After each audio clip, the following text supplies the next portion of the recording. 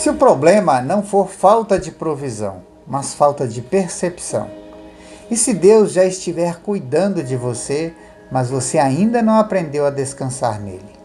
O Salmo 23 é talvez um dos textos mais conhecidos da Escritura, mas também um dos menos compreendidos em sua profundidade.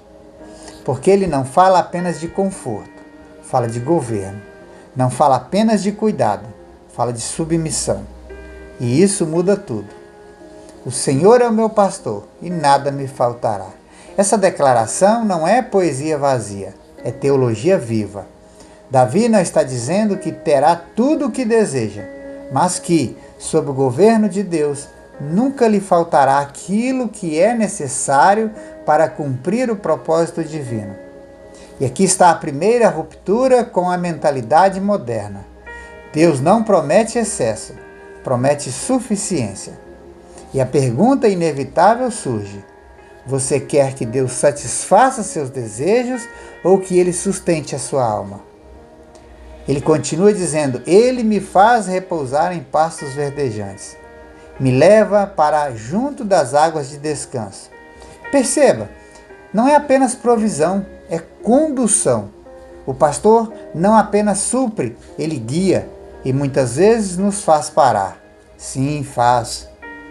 Porque há momentos em que a nossa alma está tão agitada que, se Deus não nos fizer repousar, nós jamais descansaremos. Quantas vezes você tentou continuar quando Deus estava te chamando para parar? Quantas vezes você confundiu movimento com progresso? Ele continua: refrigera minha alma, guia-me pelas veredas da justiça, por amor do seu nome. E aqui está o centro do Salmo. Deus não age apenas por nossa causa, mas por amor do nome dele. Isso confronta diretamente o antropocentrismo moderno. A restauração da alma não tem como objetivo apenas o bem-estar, mas a glória de Deus, sendo refletida em cada um de nós. Então a questão é: você quer ser restaurado para viver melhor ou para glorificar mais?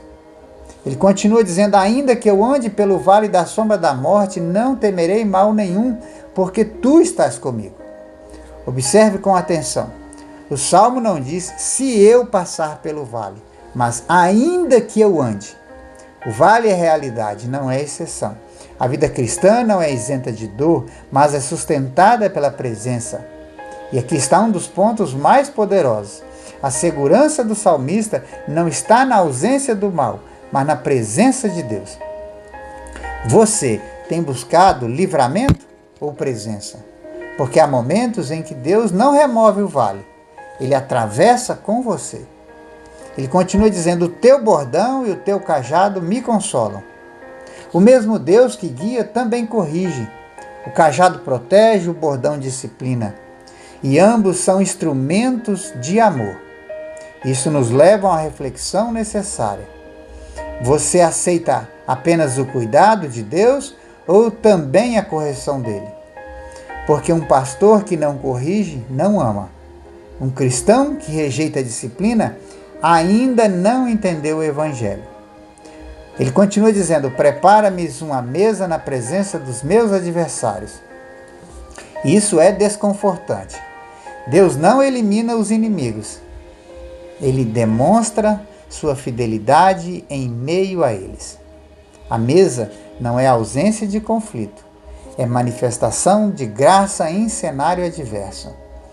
Quantas vezes você pediu para Deus tirar os problemas, quando Ele queria revelar sua provisão no meio deles? Os versos que seguem dizem assim: unge-me a cabeça com óleo, o meu cálice transborda. E aqui não é apenas sobrevivência, é abundância. Mas não uma abundância superficial, é uma plenitude que nasce da comunhão.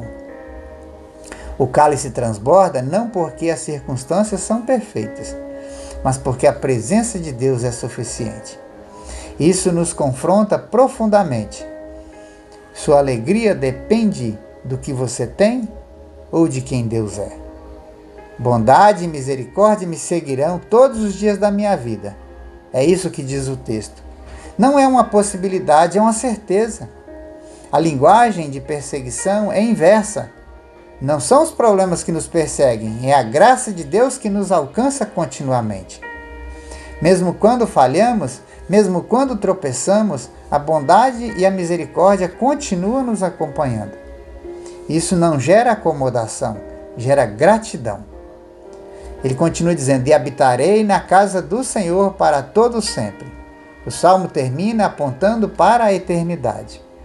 Porque o cuidado do pastor não é apenas para esta vida, é para sempre. E aqui, inevitavelmente, somos levados a Cristo, porque é Ele quem declara em João 10, eu sou o bom pastor. É Ele quem dá a vida pelas ovelhas. É Ele quem conduz, protege, disciplina e, finalmente, leva ao descanso eterno. O Salmo 23 não é apenas uma declaração de conforto, é um chamado à rendição. Não é apenas sobre o que Deus faz, mas sobre quem Ele é. E isso exige uma resposta. Então a pergunta que permanece é: você está vivendo como ovelha sob o cuidado do pastor ou como alguém que tem tentado conduzir a própria vida sozinho? Você está descansando na suficiência de Cristo ou ainda correndo atrás de aquilo que nunca vai preencher? Porque no fim, não se trata de ter tudo, mas de ter o pastor. E quem tem o pastor nunca está perdido. Pense nisso. Que Deus te abençoe.